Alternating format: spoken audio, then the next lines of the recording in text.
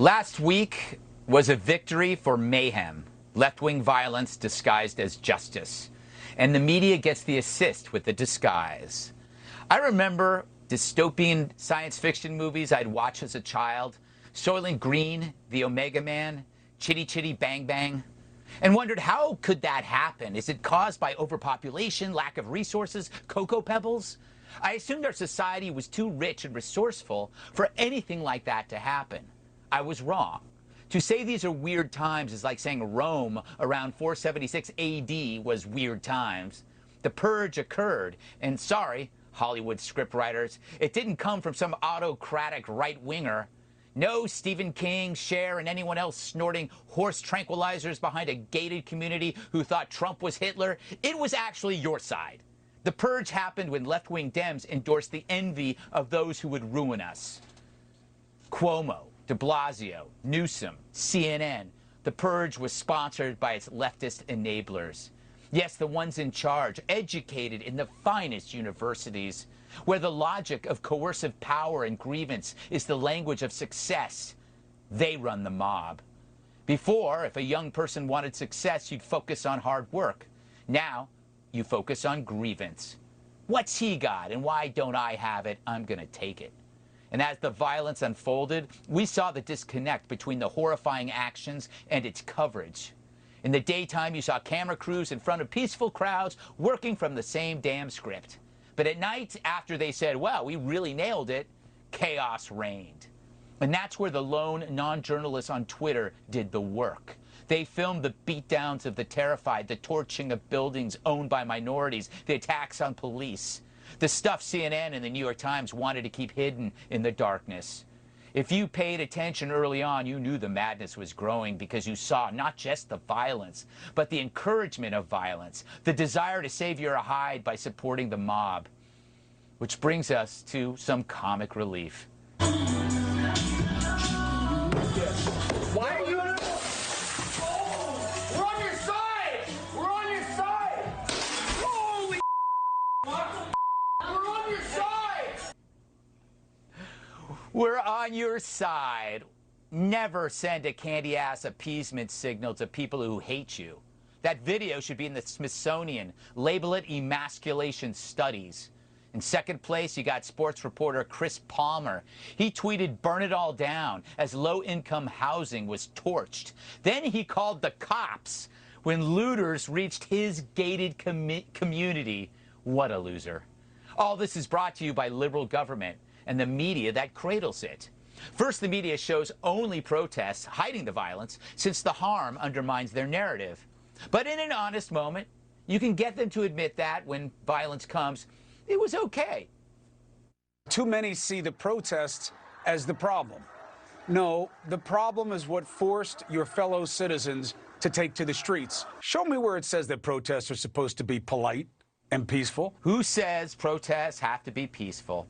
Say that to the black man who watched his business burn down, or the immigrant facing his boarded-up deli.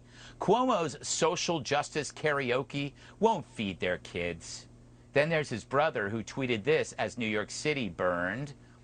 There are those who want to intentionally blur the lines between peaceful, legitimate protesters and looters. The president is among them. They want you to watch the videos of the lootings, not the video of Mr. Floyd being murdered. Don't fall for it. So as New York implodes, its governor thinks the biggest problem is people seeing the implosion, the death, the mayhem, the desecration of Mr. Floyd's memory. Like this video of David Dorn, a retired 77-year-old police chief who bled to death after being shot by looters. I'm sorry, I meant unpeaceful protesters. Please don't watch, because you might blur the lines between peaceful protests and looters. But who is blurring the lines? It's those who accuse you of demeaning protesters when you're pleading for help to stop the violence. And that allows cities to burn because it makes it impossible to stop the mob if you continue to deny it exists. Take this, bozo. We do not need, nor do we think it's wise for the National Guard to be in New York City. People who could be very, very unnerved by the dynamics that our police officers have learned to work with and deal with, that is a dangerous scenario. What does that even mean. Plus, he hates the police he's talking about, and man, do they despise him. Because he'd rather stay on the mob's side than protect their victims. And so, by not admitting there's a distinction between protest and pandemonium, it leaves the citizens with no recourse but to protect themselves. A peace to keep the peace. The left did more to end gun control than the NRA could ever do. I saw my neighborhood destroyed. Then it got peaceful. It's the curfew, the media said. No, it's because there's nothing left to steal. The victim was left bloody and unconscious, pockets out with nothing left to loot. As the looters were sprung the next day. And why? The government fears the media more than the mob. So you become the scapegoat, the sacrificial lamb to the slaughter. Credit decades of grievance politics, decades of cities run by corrupt Democrat machines, decades of media fanning racial division, decades of romanticizing radicalism and smearing the American system, decades of hating you.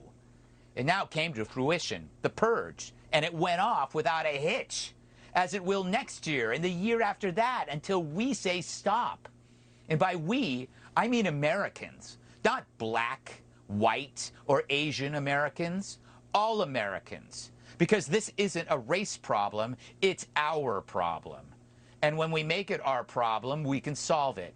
As it stands, the new explanation is systemic racism, a phrase the system uses to keep the discord in place.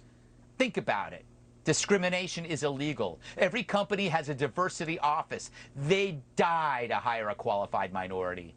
We've had a black president 2 terms. We've seen the lowest unemployment among minorities in recent history. There's actual prison reform and help for historical black colleges. We have minority-majority police forces in big cities. This is the most racially diverse country and the most successful.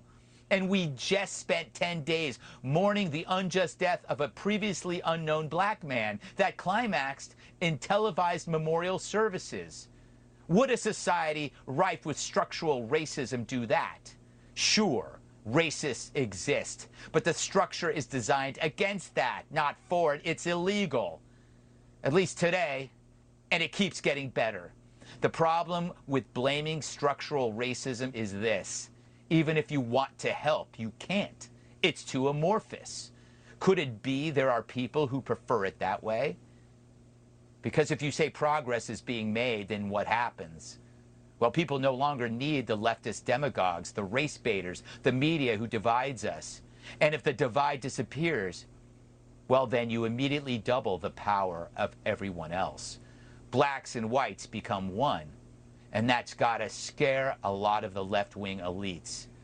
But division, see, it keeps everyone busy. We're all fighting amongst ourselves, while CNN and the New York Times rake it in. What if we change that? We can dream.